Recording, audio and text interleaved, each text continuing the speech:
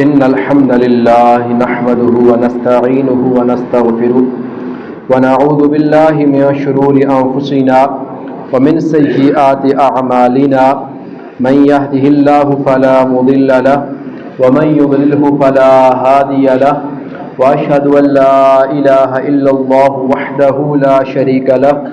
وأشهد أن محمدا عبده ورسوله أما بعد فأعوذ بالله من الشيطان الرجيم بسم الله الرحمن الرحيم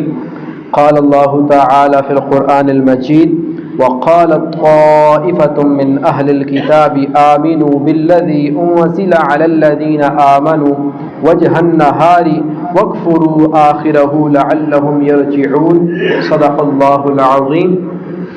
إن الله وملائكته يصلون على النبي يا أيها الذين آمنوا صلوا عليه وسلموا تسليما اللهم صل على محمد وعلى آل محمد اللهم بارك على محمد وعلى آل محمد سبحكم ومساكم وقال رسول الله صلى الله عليه وسلم بعثت أنا والساعة كهاتين اللهم رب اشرح لي صدري ويسر لي أمري واحلل عقدة من لساني يفقهوا قولي أما بعد فإن خير الحديث كتاب الله وخير الهدي هدي محمد وشر الأمور محدثاتها وكل محدثة بدعة وكل بدعة ضلالة وكل ضلالة في النار بعد حمد و صلاة محترم سامعین و ناظرین 71 نمبر آیت تک سورہ آل عمران ہمارا درس مکمل ہو چکا تھا. تیسرے سپارے کا 15 رکوع اور اس سے آگے آیت نمبر 12 سے اپنے درس کا آغاز کرتے ہیں. ان آیات کو شروع کرنے سے پہلے نبی صلی اللہ علیہ وسلم کی ایک حدیث مبارکہ سماعت فرما لیں. صحیح بخاری اور صحیح مسلم میں حدیث مبارکہ ہے کہ نبی صلی اللہ علیہ وسلم نے ارشاد فرمایا کہ میری امت بھی یہود و نصارہ کے طریقوں پر چلنے لگ جائے گی، قدم با قدم بالشت بر بالشت، یعنی جس طرح کہ ایک شخص آگے جا رہا ہو دوسرا بالکل اسی کے قدموں کے اوپر آگے جا رہا ہو، اسی طرح جو خرابیاں یہود و نصارہ میں آئی تھیں وہی خرابیاں نبی صلی اللہ علیہ وسلم نے فرمایا میری امت کے اندر بھی آ جائیں گی. یہاں تک کہ ایک گٹھ ایک بالشت اگر کسی نے کوئی قوم گمراہ ہوئی تو میری قوم کے اندر بھی اسی طرح کی کوئی نہ کوئی گمراہی آ جائے گی. اور نبی صلی اللہ علیہ وسلم نے ایک روایت میں یہاں تک ارشاد فرمایا کہ اگر یہود و نصارہ میں سے کوئی گوہ کے سوراخ میں داخل ہوا تو میری امت بھی گوہ کے سوراخ میں لازمی داخل ہوگی. یعنی وہی خرابیاں جو یہود و نصارہ میں آئی تھیں میری امت کے اندر بھی وہی خرابیاں آئیں گی. تو جب قرآن مجید کی یہ آیات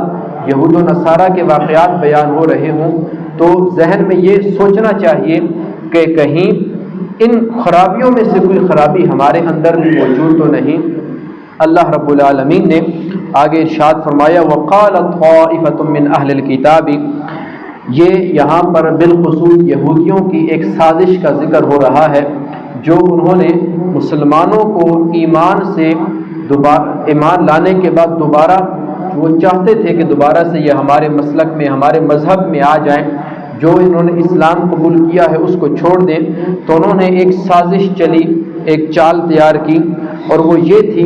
اللہ رب العالمین نے فرمایا کہ یہودیوں میں سے اہل کتاب میں سے ایک گروہ نے کہا کہ آمینو، ایمان لے آؤ، بالذی انزل علی الذین آمنوا، اس دین پر، اس شریعت پر جس پر مسلمان عمل کرتے ہیں، جو مسلمانوں پر دین اتارا گیا ہے ان چیزوں پر ایمان لے کر آؤ. اے یہودیوں، وجہ النہار، دن کے آغاز میں یعنی صبح کے وقت تم مسلمانوں کے دین پر ایمان لے کر آؤ، وَاکْفُرُوا آخِرَہُ، اور دن کے آخر میں شام کے وقت انکار کر دو، لَعَلَّهُمْ يَرْجِعُونَ، شاید کہ اس طریقے سے کچھ صحابہ کرام جو ہے وہ اسلام کو چھوڑ کر دوبارہ سے یہودیت اختیار کر لیں. یعنی وہ یہ چال اس لیے چل رہے تھے تاکہ وہ کہیں کہ ہم بھی دیکھو تمہاری طرح اسلام لے کر آئے تھے لیکن ہمیں تو اس کے اندر کوئی سچی بات نہیں لگی، کوئی ہمیں اس کے اندر صداقت نظر نہیں آئی، اس لیے ہم دوبارہ سے یہودی ہو رہے ہیں۔ وہی سچا مذہب تھا، وہی صحیح دین تھا، اس طرح وہ اپنے ساتھ اور صحابہ کرام کو برگلا کر لے جائیں۔ تو آگے اللہ رب العالمین نے ارشاد فرمایا وَلَا تُؤْمِنُوا إِلَّا لِمَنْ تَبِعَ دِينَكُمْ۔ جس وقت وہ اپنے یہودی لوگوں کو صحابہ کرام کی مجلس میں بھیجتے، صحابہ کرام کی محفل میں بھیجتے، تو اس وقت یہ نصیحت کرتے تھے کہ دیکھو تم کلمہ تو پڑھو گے لیکن تم نے ان میں سے کسی کی بات نہیں ماننی، نہ نبی کی بات ماننی ہے نہ کسی صحابی کی بات ماننی ہے۔ وَلَا تُؤْمِنُوا، تم یقین نہ کرنا، ایمان نہ لے کر آنا، إِلَّا لِمَنْ تَبِعَ دِينَكُمْ، مگر اسی بندے کی جو تمہارے دین پر عمل کرنے والا ہو، جو اصل میں یہودی ہو، اسی کی بات ماننا، اس کے علاوہ کسی اور شخص کی بات نہ ماننا۔ قُلْ إِنَّ الْهُدَى هُدَى اللَّهِ، اللہ رب العالمین نے فرمایا تم یہ سمجھتے ہو کہ یہودیت ہی کے اندر ہدایت ہے، یہودیوں میں اگر کوئی پیغمبر آئے تو تم مانو گے، اس کے علاوہ کوئی پیغمبر آئے تو نہیں مانو گے، بلکہ ہدایت تو اللہ کی طرف سے ہے، وہی ہدایت اصل ہدایت ہے۔ اللہ اگر کوئی پیغمبر بنی اسرائیل میں بھیجے تو ہدایت اس بنی اسرائیل کے اندر موجود ہوگی، اگر اللہ پیغمبر بنو اسماعیل میں بھیجے مکہ میں تو اس وقت ہدایت مکہ میں بنی اسماعیل میں ہوگی۔ ہدایت تو اللہ کی طرف سے ہے، جس قوم کے اندر جس قبیلے کے اندر ہدایت پائی جائے اصل ہدایت اسی وہی ہے، اور اسی کی اتباع کرنا، اسی پر عمل کرنا اصل کامیابی ہے۔ لہذا اس طرح کی نصیحتیں کر کے تم اپنے تعصب کا اظہار کر رہے ہو کہ چاہے تمہارے سامنے جو بھی آ جائے تم اس کی بات نہ سننا، صرف ہماری بات سننا، ہمارے علماء کی اور اپنے ساتھیوں کی بات سننا۔ ان یؤتا احد مثل ما اوتیتم، یہ کہ دیا جائے کسی اور کو بھی جیسا کہ تمہیں دیا گیا تھا، یعنی یہ جو یہودی ہے اگر اسی طرح کا کوئی یہودی تمہارے سامنے آ جائے تو اسی کی بات ماننا، اس کے علاوہ کسی اور کی بات نہ ماننا، کیونکہ یہ کیسے ہو سکتا ہے کہ جو پیغمبری بنی اسرائیل میں تھی وہ بنی اسماعیل کو دے دی جائے۔ او یحاجوکم عند ربکم، یا کہ تم پر اللہ کے ہاں غالب آ جائے۔ تم ایسی بھی کوئی بات نہ کرنا مسلمانوں کے سامنے کہ کل کلا ہو سکتا ہے کہ مسلمان اللہ کے سامنے پیش کرے کہ یہ دیکھیں یہ خود کہہ رہے تھے کہ ہماری کتابوں میں نبی صلی اللہ علیہ وسلم کی بشارتیں موجود ہیں، لیکن بعد میں اندر سے نفاق رکھتے تھے، اوپر سے تو کہتے تھے کہ ہم تمہارے ساتھ ہیں، ہم نے اسلام قبول کر لیا، لیکن اندر خانہ جو ہے وہ گمراہی اور نفاق رکھتے تھے۔ تو اللہ رب العالمین نے فرمایا قل ان الفضل بید اللہ، اے پیغمبر تم ان لوگوں سے کہہ دو کہ بے شک یہ پیغمبری جو یہ تو اللہ کا فضل تھا، اللہ کے ہاتھ میں تھا۔ اب اللہ تم سے مشورہ کر کے تمہارے اندر کسی کو نبوت عطا کرتا، بلکہ یہ اللہ کا فضل ہے، اس نے پہلے یہ فضل تمہاری قوم کے اندر جاری رکھا، 1400 برس تک تمہارے اندر پیغمبر آتے رہے، لیکن تم نے ان پیغمبروں کی قدر نہ کی، لہذا اب اللہ نے تم میں سے یہ فضل چھین کر بنو اسماعیل کو یہ شرف عطا فرمایا ہے، یہ فضل عطا فرما دیا ہے، اور محمد بن عبداللہ کو محمد رسول اللہ بنا دیا۔ لہذا یؤتیہ من یشاء، وہ اللہ جسے چاہتا ہے اپنا فضل عطا کر دیتا ہے، واللہ واسع علیم، اور اللہ وسعت والا ہے اور علم والا ہے، وہ جانتا ہے کہ کون سا شخص اللہ رب العالمین کے اس منصب کو ادا کرنے کے لائق ہے اور کون سا نااہل ہے۔ یختص برحمتہ من یشاء، وہ چن لیتا ہے اپنی رحمت سے جسے چاہتا ہے، واللہ ذو الفضل العظیم، اور اللہ بہت بڑے فضل کا مالک ہے۔ ومن اہل الکتاب، اور اہل کتاب میں سے بعض لوگ ایسے ہیں من ان تأمنہ، کہ اگر وہ آپ امانت رکھیں ان کے پاس، اگر آپ ان کے پاس کوئی امانت رکھیں بقنطار، ایک ڈھیر مال کا، یؤدیہ الیک، تو وہ آپ کو ادا کر دیں گے۔ اہل کتاب میں سے کچھ ایسے نیک لوگ موجود ہیں، یہ نہیں کہ کافر سارے کے سارے جو ہیں بے ایمان اور اس طرح کا غلط اخلاق ہے، بلکہ کچھ لوگ ایسے ہیں جو امانت دار بھی ہیں، آپ ان کے پاس اگر ڈھیروں مال رکھیں تو وہ آپ کو ادا کر دیں گے، واپس کر دیں گے آپ کی امانت۔ ومنہم من ان تأمنہ بدینار، اور ان میں سے کچھ ایسے بھی ہیں کہ اگر آپ ان کے پاس 1 دینار 1 روپیہ بھی امانت کے طور پر رکھیں، لا یؤدیہ الیک، تو وہ آپ کو واپس نہیں کریں گے۔ تو اس آیت مبارکہ کے اندر اللہ رب العالمین نے ان اہل کتاب کی تعریف کی ہے کہ ان میں کچھ ایسے نیک لوگ موجود ہیں کہ وہ بہت بڑے بااخلاق ہیں، نیک اعمال کرنے والے ہیں، ان پر اعتماد کیا جا سکتا ہے۔ یہاں تک کہ ارشاد فرمایا کہ کچھ ایسے ہیں کہ جن کے پاس آپ ڈھیروں مال سونے چاندی کا ان کے پاس رکھوائیں تو وہ آپ کو آپ کی امانت واپس کر دیں گے، اور کچھ ایسے بھی ہیں کہ جن کو آپ تھوڑا سا مال دیں، 1 روپیہ 1 دینار بھی دیں تو وہ آپ کو واپس نہیں کریں گے، الا ما دمت علیہ قائما۔ ہاں اگر آپ 24 گھنٹے اس سر کے اوپر کھڑے رہو تو پھر ہو سکتا ہے کہ زبردستی اسے لو تو وہ آپ کو آپ کی امانت واپس کر دیں، لیکن وہ ارادہ نہیں رکھتے کہ آپ کی امانت آپ کو واپس کریں۔ ذالک بانہم قالوا لیس علینا فی الامیین سبیل۔ یہاں پر یہودیوں کے ایک بہت بڑی گمراہی کا ذکر ہو رہا ہے، وہ یہ کہ اس طرح وہ اس لیے کرتے ہیں کہ یہ آپ کو آپ کی امانت واپس نہیں کرتے کہ وہ کہتے ہیں کہ ہمارے اوپر ان پڑھوں کے بارے میں کوئی راستہ نہیں ہے۔ یعنی یہودیوں کا یہ نظریہ تھا، اور آج بھی یہودیوں کے ہاں یہ موجود ہے کہ وہ اپنے اندر اپنے یہودیوں کے ہاں کسی کے ساتھ ناانصافی کرنے کو برا سمجھتے ہیں، لیکن اپنے علاوہ دوسرے مذہب دوسرے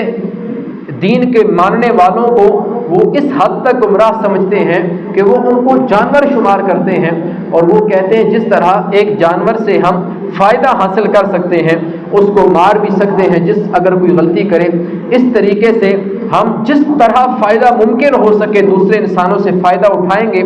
ان کے ساتھ سودی کاروبار بھی کریں گے، تمام معاملات کریں گے۔ لہذا اگر کوئی ہمارے پاس کوئی یہودی امانت رکھوائے گا تو ہم اگر اس کو واپس نہیں کرتے پھر تو ہم گناہ گار ہیں، لیکن اگر کوئی اور شخص ہمارے پاس امانت رکھوائے گا تو پھر ہم پر کوئی ذمہ داری نہیں، یعنی اللہ کی طرف سے ہم جواب دہ نہیں ہیں کہ ہم اس کی امانت واپس کریں یا نہ کریں۔ تو اس لیے اللہ رب العالمین نے فرمایا کہ اس طرح کی بد اخلاقی ان کے اندر اس لیے موجود ہے کہ وہ اس طرح کا نظریہ رکھتے ہیں۔ وَيَقُولُونَ عَلَى اللَّهِ الْكَذِبَ، اور وہ اللہ پر جھوٹ باندھتے ہیں کہ اللہ نے ان کو اجازت دی ہے کہ تم دوسرے انسانوں کے ساتھ جس طرح چاہو فائدہ اٹھا لو۔ وَهُمْ يَعْلَمُونَ، حالانکہ وہ جانتے ہیں کہ تورات میں جو اللہ کی طرف سے نازل ہوئی تھی اس میں ایسی کوئی بات بھی موجود نہیں۔ بَلَا مَنْ أَوْفَى بِعَهْدِهِ، ہاں جو شخص بھی اپنا وعدہ پورا کرے، وَاتَّقَى، اور اللہ سے ڈرتا رہے، فَإِنَّ اللَّهَ يُحِبُّ الْمُتَّقِينَ، بے شک اللہ ایسے پرہیزگاروں سے محبت کرنے والا ہے۔ مسلمانوں کو اسلام نے یہی تعلیم دی ہے کہ آپ نے سچ کہنا ہے، چاہے اس سچ کا نقصان مسلمانوں کو ہو رہا ہو اور فائدہ غیر مسلموں کو ہو رہا ہو، آپ نے ہمیشہ انصاف اور صحیح راستہ اختیار کرنا ہے۔ قرآن مجید میں تو اللہ رب العالمین نے یہاں تک ارشاد فرمایا، یا ایھا الذین آمنوا لا، یا ایھا الذین آمنوا قوا انفسکم واہلیکم نارا، آیت میرے ذہن سے نکل گئی، 5ویں سپارے میں آیت مبارکہ ہے۔ اللہ رب العالمین نے ارشاد فرمایا،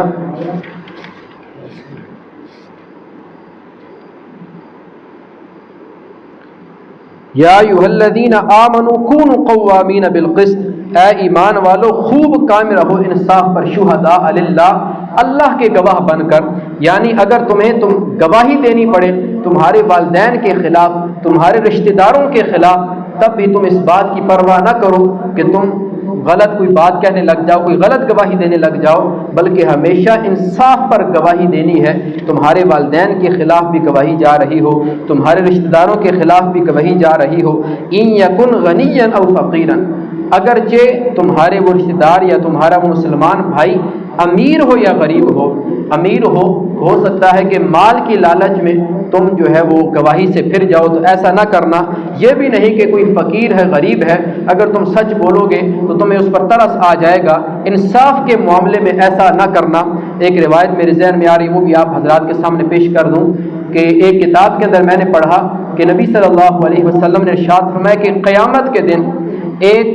جج کو بلایا جائے گا، ایک قاضی کو بلایا جائے گا، ایک حکمران کو بلایا جائے گا، اس سے پوچھا جائے گا کہ میں نے دین کے اندر 80 کوڑے سزا مقرر کی تھی، تم نے 80 سے زیادہ کوڑے اس کو کیوں مارے؟ تو وہ آگے قاضی کہے گا کہ میں نے اس لیے مارے تاکہ لوگ اس گناہ سے بچ جائیں۔ تو اللہ رب العالمین فرمائے گا کیا تم مجھ سے زیادہ انصاف کرنے والے تھے؟ میں نے جب کوئی سزا 80 کوڑے مقرر کی تو تمہارا کام تھا کہ 80 کوڑے لگاتے۔ اسی طرح ایک اور قاضی کو بلایا جائے گا، ایک اور حکمران کو بلایا جائے گا، اس سے پوچھا جائے گا کہ میں نے جب 80 کوڑے سزا مقرر کی تو تم نے اس سے کم سزا کیوں دی؟ وہ کہے گا کہ اے اللہ مجھے اس پر ترس آ گیا تھا۔ تو اللہ رب العالمین فرمائے گا کیا تم مجھ سے زیادہ اس پر ترس کرنے والے ہو؟ کیا تم مجھ سے زیادہ اس پر رحم کرنے والے ہو؟ تو اللہ رب العالمین اس طرح کے دونوں اشخاص کو جہنم میں داخل فرما دیں گے۔ تو یہی بات اس آیت مبارکہ میں ارشاد فرمائی کہ اگر وہ غریب ہو یا امیر ہو،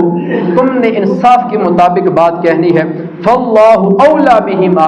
اللہ زیادہ حقدار ہے کہ اللہ کی سائیڈ لی جائے، اللہ کی بات مانی جائے۔ فلا تتبعوا الہوی ان تعدلوا، تم اپنی خواہش کی پیروی نہ کرنا بلکہ عدل کا فیصلہ کرنا۔ وَإِن تَلْوُوا أَوْ تُعْرِضُوا، اگر تم نے غلط بیانی کی یا تم نے کوئی جان چھڑانے کی کوشش کی گواہی سے، فَإِنَّ اللَّهَ كَانَ بِمَا تَعْمَلُونَ خَبِيرًا، تو اللہ کی یہ دھمکی یاد رکھنا کہ بے شک اللہ تمہارے تمام اعمال سے باخبر ہے۔ یہ آیت مبارکہ سورۃ النساء آیت نمبر 135 ہے، جس میں اللہ رب العالمین نے مسلمانوں کو عدل پر قائم رہنے کی، انصاف پر قائم رہنے کی تلقین فرمائی۔ لیکن یہودیوں کا یہ ماننا نہیں تھا، وہ یہ سمجھتے تھے کہ صرف یہودیت کے اندر ہی انصاف ہے، یہودیت ہی کے اندر ہم نے اخلاق سے بات کرنی ہے، اس کے علاوہ جو بھی آئے ہم نے اس سے جس طرح کا فائدہ ممکن ہو اٹھانا ہے۔ یہ عام انسان تو ہمارے سامنے جانوروں کی مثل ہے۔ تو اللہ رب العالمین نے فرمایا کہ ایسا نہیں ہے، اللہ کے نزدیک اللہ جس شخص کو پسند کرتا ہے وہ ہے جو متقی و پرہیزگار ہے۔ آگے اللہ رب العالمین نے ارشاد فرمایا اور بالخصوص یہودی علماء کا ذکر فرمایا، ان الذین یشترون بعہد اللہ، بے شک وہ لوگ جو اللہ سے وعدہ لیتے ہیں، اللہ کا کوئی وعدہ اللہ سے کرتے ہیں پھر اس وعدے کو بیچ دیتے ہیں، وَأَيْمَانِهِمْ ثَمَنًا قَلِيلًا، کوئی قسم اٹھاتے ہیں لیکن حقیر مال کے عوض، دنیا کے حقیر سامان کے عوض میں اس دین کو، اس قول و قرار کو بیچ دیتے ہیں۔ اولئک لا خلاق لهم فی الآخرہ، ایسے لوگوں کا آخرت میں کوئی حصہ نہیں۔ جو دنیا کے اندر کوئی وعدہ کرے، کوئی قول و قرار کرے، قرآن مجید میں ایک مقام پر اللہ رب العالمین نے یہاں تک ارشاد فرمایا کہ اگر کسی قوم کے ساتھ، چاہے وہ کافر قوم ہے، آپ کا کوئی معاہدہ ہوا ہے کہ ہم اتنے سال تک کوئی جنگ نہیں کریں گے، کوئی اس طرح کا معاملہ نہیں کریں گے، تو اللہ رب العالمین نے اس معاہدے کو پورا کرنے کا بھی حکم دیا۔ یہاں تک کہ نبی صلی اللہ علیہ وسلم نے جب مکہ کو فتح کر لیا تو اس وقت صرف 4 مہینے کی مہلت دی گئی کہ 4 مہینوں کے اندر جتنے مشرکین مکہ ہیں وہ اس مکہ کو چھوڑ کر چلے جائیں۔ لیکن اس موقع پر بھی ارشاد فرمایا گیا کہ اے پیغمبر، جن لوگوں نے آپ کے ساتھ کوئی معاہدہ کر رکھا ہے کہ ٹھیک ہے ہم اتنے سال تک آپ کے ساتھ امن کے ساتھ رہیں گے، اتنے سال تک ہمارے درمیان معاملات امن کے ساتھ رہیں گے، کوئی جنگ نہیں ہوگی، ہر طرح کی تجارت ہمارے یہاں ہوگی، تو اللہ رب العالمین نے اس موقع پر بھی ارشاد فرمایا ان کے ساتھ آپ اپنا معاہدہ پورا کریں۔ اسلام کے اندر قول و قرار کو، وعدوں کو اتنی زیادہ اہمیت دی گئی، تو اللہ رب العالمین نے یہاں پر بھی ارشاد فرمایا کہ وہ لوگ جو اپنے وعدوں کو صرف دنیاوی مال کی خاطر جو ہے وہ توڑ دیتے ہیں، قول و قرار کو ختم کر دیتے ہیں، آخرت میں ایسے لوگوں کا کوئی حصہ نہیں۔ وَلَا يُكَلِّمُهُمُ اللَّهُ، اللہ ایسے لوگوں سے بات تک نہیں کرے گا۔ وَلَا يَنْظُرُ إِلَيْهِمْ يَوْمَ الْقِيَامَةِ، اللہ ایسے لوگوں کی طرف دیکھے گا بھی نہیں۔ وَلَا يُزَكِّيهِمْ، اور نہ ہی ایسے لوگوں کو گناہوں کو پاک کر کے جنت میں بھیجے گا، بلکہ ایسے لوگ ہمیشہ جہنم کے اندر رہیں گے۔ وَلَهُمْ عَذَابٌ أَلِيمٌ، اور ایسے لوگوں کے لیے دردناک عذاب ہے۔ یہاں پر یہ آیت مبارکہ ذکر کرنے کا مقصد یہ تھا کہ اللہ رب العالمین یہودی علماء کو ان کا وعدہ یاد کرا رہے تھے کہ ان کے پیغمبروں نے ان سے وعدہ لیا تھا کہ ایک پیغمبر آئے گا، تم نے اس کی اطاعت کرنی ہے، اس کی بات ماننی ہے، اللہ کا نام لے کر اللہ کا کلام وہ بیان کرے گا، اور اس طرح کی کتاب صرف اور صرف نبی صلی اللہ علیہ وسلم لے کر آئے۔ لیکن یہودی علماء نے نبی صلی اللہ علیہ وسلم پر ایمان نہیں لایا، اور اب تک وہ انتظار کر رہے ہیں کہ وہ پیغمبر آئے گا، جس وقت دجال آئے گا اس وقت اس کو پیغمبر سمجھ کر اس کے پیچھے چلنے لگ جائیں گے۔ تو اللہ رب العالمین نے یہاں پر اسی وعدے کو ذکر فرمایا کہ تم نے تو وعدہ کیا تھا کہ ہم اس پیغمبر پر ایمان لائیں گے، لیکن جب وہ پیغمبر آئے، وہ قرآن آیا، وہ دین آیا، تم نے اپنی کتاب کے اندر نشانیاں پڑھنے کے باوجود اس پر ایمان نہ لائے۔ وَإِنَّ مِنْهُمْ لَفَرِيقًا يَلْوُونَ أَلْسِنَتَهُمْ، بلا شبہ ان میں سے کچھ لوگ ایسے ہیں کہ جو اپنی زبانوں کو کتاب پڑھتے وقت اس طرح موڑتے ہیں لِتَحْسَبُوهُ مِنَ الْكِتاب، تاکہ لوگ یہ سمجھیں کہ جو کچھ وہ کہہ رہے ہیں وہ کتاب کے اندر موجود ہے، حالانکہ وہ کتاب کے اندر نہیں ہوتا، بلکہ اپنی زبان موڑ کر ایسے الفاظ بیان کرتے ہیں کہ لوگ سننے والے عام لوگ یہ سمجھتے تھے کہ یہودی علماء جو کہہ رہے ہیں کتاب کے اندر موجود ہے، حالانکہ وہ کتاب کے اندر تورات کے اندر نہیں ہوتا تھا۔ وَمَا هُوَ مِنَ الْكِتاب، وہ کتاب کا حصہ نہیں ہوتا تھا۔ وَيَقُولُونَ هُوَ مِنْ عِنْدِ اللَّهِ، وہ کہتے تھے کہ یہ اللہ کی طرف سے نازل ہوا ہے۔ وَمَا هُوَ مِنْ عِنْدِ اللَّهِ، حالانکہ وہ اللہ کی طرف سے نازل کردہ چیزیں نہیں ہوتی تھیں۔ وَيَقُولُونَ عَلَى اللَّهِ الْكَذِبَ وَهُمْ يَعْلَمُونَ، اور وہ لوگ جانتے بوجھتے اللہ پر جھوٹ باندھتے تھے۔ مَا كَانَ لِبَشَرٍ أَن يُؤْتِيَهُ اللَّهُ الْكِتَابَ، اور کسی بشر کا، کسی انسان کا یہ حق نہیں کہ اللہ اس کو کتاب دے، والحکمت والنبوت، اور نبوت اور حکمت ادا کرے، ثم یقول للناس، پھر وہ لوگوں سے یہ کہنے لگ جائے، یعنی کسی انسان کی اللہ رب العالمین نے اسے یہ اختیار دیا ہی نہیں، چاہے وہ پیغمبر ہی کیوں نہ ہو، کہ اللہ اسے کتاب دے، اس پیغمبر کو حکمت عطا کرے، نبوت عطا کرے، پھر وہ لوگوں سے کہنے لگ جائے کونوا عبادا لی من دون اللہ، کہ تم میرے بندے بن کر رہو اللہ کو چھوڑ کر۔ بلکہ جتنے بھی پیغمبر آئے وہ اپنی جو ہے وہ احترام کروانے کی بجائے اللہ رب العالمین کا احترام کرواتے تھے، اپنی محبت دلوں میں بٹھانے کے بجائے اللہ کی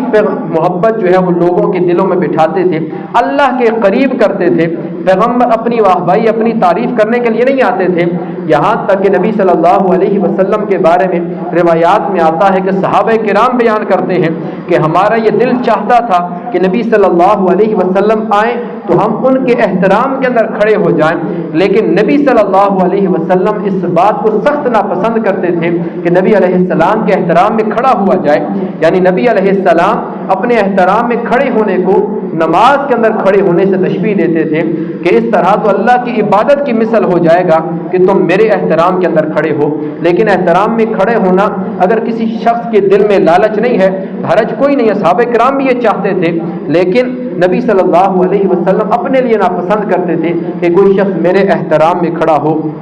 تو اللہ رب العالمین نے یہیں پر یہی بات ذکر فرمائی کہ جو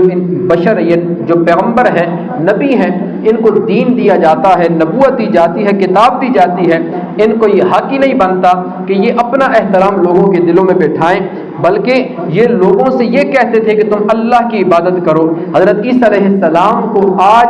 2.25 ارب عیسائی اللہ کا بیٹا قرار دے رہے ہیں، کچھ خدا قرار دے رہے ہیں۔ تو اللہ رب العالمین نے یہیں پر اسی بات کو بھی بیان فرمایا کہ وہ جب پیغمبر آئے تھے، سورۃ المائدہ کے اندر بیان ہے، وہ تو یہ کہتے تھے کہ تم اعبدوا اللہ، اللہ کی عبادت کرو۔ بنی اسرائیل والوں کو وہ اللہ کی عبادت کا حکم دیتے تھے، لیکن بعد میں لوگوں نے انہی کو خدا بنانا شروع کر دیا، انہی کی پرستش اور عبادت شروع کر دی۔ وَلَٰكِن كُونُوا رَبَّانِيِّينَ،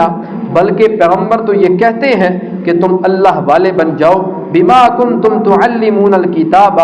اس وجہ سے کہ جو کچھ تم لوگوں کو کتاب سکھاتے ہو، وبما کنتم تدرسون، اور بسبب اس کے کہ جو تم خود قرآن پڑھتے ہو، اللہ کی کتاب پڑھتے ہو۔ تو اللہ کی کتاب کے اندر یہی ہے کہ وہ لوگوں کو اللہ کے قریب کرنا چاہتا ہے۔ پہلے اگر آپ تصوف کی کتابیں پڑھیں، اولیاء اکرام کی کتابیں پڑھیں، تو وہ جتنے بھی پیر ہوتے تھے وہ اپنے ساتھ لوگوں کی محبت وابستہ نہیں کرتے تھے، بلکہ ان کی یہی خواہش ہوتی تھی کہ ہم اپنے مرید کا تعلق اللہ کے ساتھ کر دیں، اللہ کے قریب کر دیں۔ لیکن آہستہ آہستہ اب جیسے آپ 2 نمبر پیر جتنے بھی آپ دیکھیں تو وہ لوگوں کو اللہ کے قریب نہیں کرتے، ان کے جتنے مرید آتے ہیں ہر طرح کے اپنے گناہوں کے اندر وہ اسی طرح ملوث ہیں، پیر ان کو ان گناہوں سے چھڑوانے کی کوئی نصیحت بھی نہیں کرتے، بلکہ ان سے وہی نذرانے اور دم درود پر کام چلا کر بس انہی کی مرضی کے مطابق ان کی باتیں کرتے ہیں تاکہ یہ بھی خوش رہیں اور ہمارے نذرانے بھی چلتے رہیں۔ حالانکہ اصل پیر وہی ہے، اصل اللہ رب العالمین کے نزدیک صوفی وہی ہے کہ جو اپنی عبادت کروانے کی بجائے، اپنا احترام، اپنی محبت لوگوں کے دلوں میں بٹھانے کے بجائے لوگوں سے اللہ کے ساتھ لوگوں کو جوڑے، لوگوں کے دلوں میں اللہ کی محبت بٹھائے، اسلام اور دین کی باتیں ان کے دلوں میں آئیں۔ اللہ رب العالمین نے آگے ارشاد فرمایا وَلَا يَأْمُرَكُمْ أَن تَتَّخِذُوا الْمَلَائِكَةَ وَالنَّبِيِّينَ أَرْبَابًا، اور وہ تمہیں حکم نہیں دے گا جس کو اللہ نے نبوت عطا فرمائی، کتاب عطا فرمائی، کتاب کا علم دیا، وہ تمہیں کبھی بھی یہ حکم نہیں دے گا کہ تم فرشتوں کو اور نبیوں کو رب بنا لو۔ أَيَأْمُرُكُمْ بِالْكُفْرِ بَعْدَ إِذْ أَنْتُمْ مُسْلِمُونَ، کیا ایسے پیغمبر تمہیں کفر کا حکم دے گے جب کہ تم اسلام لا چکے ہو، تم مسلمان ہو؟ کیا وہ پیغمبر تمہیں ایمان لانے کے بعد دوبارہ کفر کی تعلیم دے گے کہ تم اللہ کو چھوڑ کر دوسرے لوگوں کو رب بنا لو؟ بلکہ اللہ کے نزدیک صحیح بات یہی ہے کہ تم پیغمبروں کا احترام کرو، عزت کرو، لیکن پھر بھی ان سے محبت اللہ رب العالمین کی وجہ سے کرو۔ اور نبی صلی اللہ علیہ وسلم نے ایک روایت کے اندر ارشاد فرمایا اللہ سے محبت کرو کیونکہ وہ تمہارا رب ہے، خالق ہے، مجھ سے محبت کرو کیونکہ میں اللہ کا رسول ہوں، میرے اہل بیت سے محبت کرو کیونکہ ان کی نسبت میرے ساتھ ہے۔ یعنی اصل چیز اللہ رب العالمین کی محبت ہے، اللہ کے پیغمبر ان کا احترام عزت اسی لیے کیا جاتا ہے کیونکہ وہ اللہ کی بات کرنے والے ہوتے ہیں۔ تو لہذا ہر معاملے میں اصل معیار، اصل کسوٹی وہ اللہ رب العالمین کی ذات والا صفات ہے۔ اللہ تعالیٰ سے دعا ہے کہ اللہ تعالیٰ ہمیں قرآن مجید کی ان باتوں پر عمل پیرا ہونے کی توفیق عطا فرمائے اور انبیاء کرام علیہ السلام کے طور طریقوں اور سنتوں پر ہم سب کو عمل کرنے کی توفیق عطا فرمائے۔ اقول قولی ھذا واستغفر اللہ لی ولکم ولسائر المؤمنین، آمین۔ الحمد للہ رب العالمین والصلاة والسلام علی سید الانبیاء والمرسلین۔ اللہم ربنا آتنا فی الدنیا حسنة وفی الآخرة حسنة وقنا عذاب النار۔ یا رب العالمین جو کچھ قرآن مجید میں بیان ہوا ان تمام باتوں پر ہم سب کو عمل پیرا ہونے کی توفیق عطا فرما۔ یا رب العالمین اپنے عقائد و اعمال کو درست کرنے کی توفیق عطا فرما۔ یا رب العالمین ہم سب کو صحابہ کرام، اہل بیت، یا رب العالمین نیک اولیاء الزام کے طریقوں پر چلنے کی توفیق عطا فرما۔ یا رب العالمین ہم سب کا خاتمہ ایمان پر فرما، ہم سب کو نیک اعمال کثرت کے ساتھ کرنے کی توفیق عطا فرما، تمام صغیرہ کبیرہ گناہوں سے بچنے کی توفیق عطا فرما۔ یا رب العالمین ہم سب کو عبادات کا ذوق اور شوق نصیب فرما۔ یا رب العالمین فلسطین اور غزہ کے مسلمانوں کی مدد فرما۔ یا رب العالمین ہم سب کو بروز قیامت نبی صلی اللہ علیہ وسلم کی شفاعت نصیب فرما۔ یا رب العالمین ہم سب کو قرآن مجید کے ساتھ اپنا تعلق مضبوط کرنے کی توفیق عطا فرما۔ قرآن مجید پڑھنے، سمجھنے، اس پر عمل کرنے، اس کے پیغام کو دوسرے مسلمان بھائیوں تک پہنچانے کی توفیق عطا فرما۔ یا رب العالمین ہم سب کا خاتمہ ایمان پر فرما۔ جتنے مسلمان بھائی بھی ہم سے دعاؤں کی امید رکھتے ہیں یا رب العالمین ان سب کی تمام نیک جائز دلی حاجات کو پورا فرما۔ یا رب العالمین ہم سب کا خاتمہ ایمان پر فرما، مرتے وقت کلمہ پاک کی توفیق عطا فرما۔ اللہم صلی علی محمد النبی الامی وعلی آلہ وسلم تسلیما۔ ربنا تقبل منا انک انت السمیع العلیم وتب علینا انک انت التواب الرحیم برحمتک یا ارحم الراحمین۔